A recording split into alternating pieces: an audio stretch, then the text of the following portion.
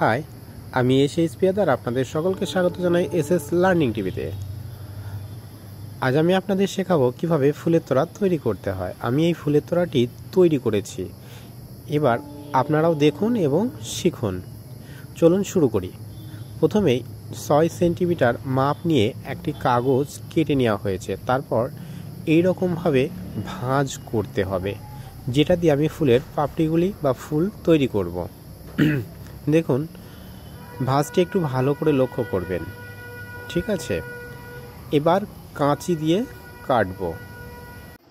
কাটা হয়ে গেলে খুব সাবধানতার সঙ্গে পাপড়িগুলি বা ফুলটিকে খুলতে হবে, যাতে কোনো অংশ ছিঁড়ে না যায়। দেখুন, আমি খুলছি, আরেকটা পাপড়ি তৈরি করে নিয়ে একসঙ্গে খুলছি। এইরকমভাবে কাটবেন।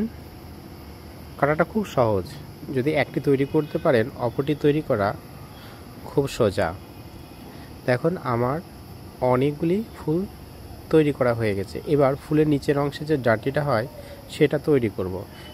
2 × 6 সেন্টিমিটার মাপ নিয়ে একটি দাঁতের যে খিলেন কাঠি আছে তাতে জড়িয়ে নেবেন। দিয়ে এইরকমভাবে জড়িয়ে নিচের অংশটা টেনে নেবেন। দেখুন, দ্বিতীয়টা আমি তৈরি করছি, একটু লক্ষ্য করলেই শিখতে পারবেন। হ্যাঁ, নিচের অংশে একটু আঠা লাগিয়ে নেবেন, তাহলে খুব সুন্দর হবে, খুলবে না। আবার অনেকগুলি পাপড়ির ডানটি তৈরি করা হয়ে গেছে। এবার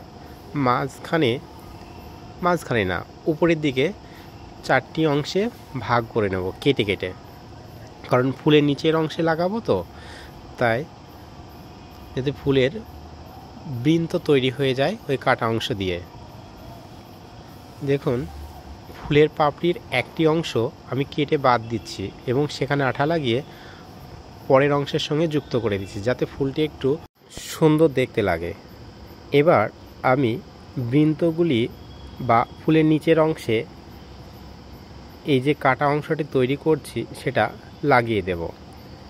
দেখুন, একটু ভালো করে লক্ষ্য করবেন আর খুব আস্তে আস্তে লাগাবেন, তাহলে নিচের অংশের সঙ্গে ফুলের যে সংযোগস্থল তৈরি হবে সেটি খুব সুন্দর দেখতে লাগবে।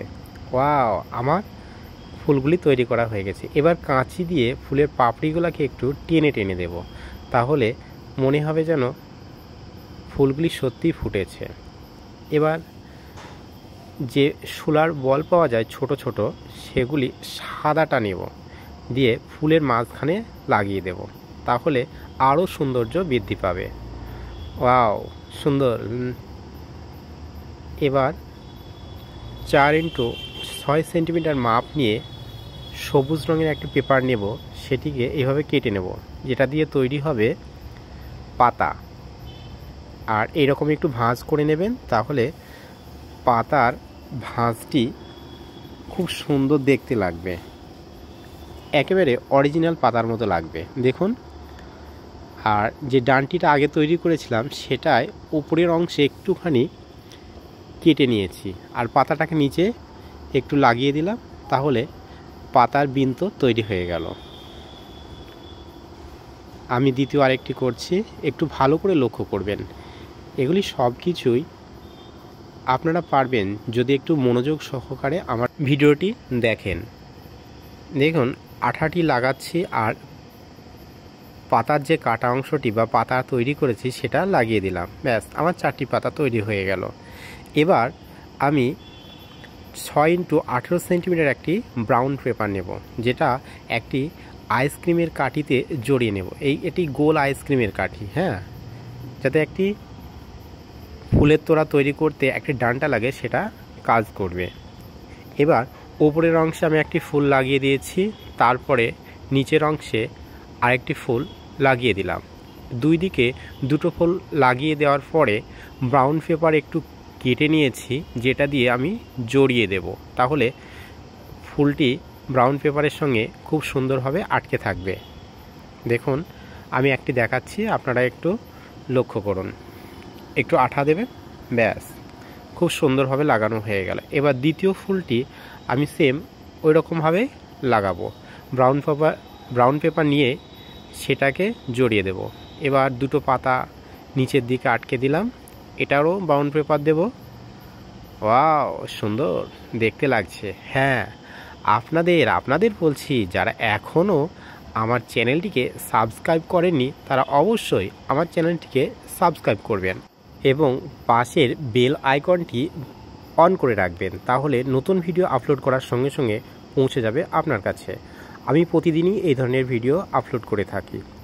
আর ভিডিওটি কেমন হয়েছে অবশ্যই কমেন্টে জানাবেন, কারণ আপনারা কমেন্ট করলে ভিডিও তৈরি করার উৎসাহ আরও বেড়ে যায়। তাই অবশ্যই কমেন্ট করবেন, ভিডিওটিকে শেয়ার করবেন।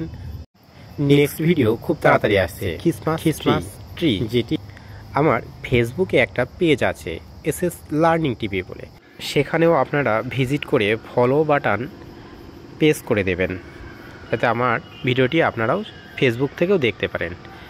আপনারা সকলেই ভালো থাকবেন, সুস্থ থাকবেন, আর সদা সর্বদা এসএস লার্নিং টিভির সঙ্গে যুক্ত থাকবেন। ধন্যবাদ।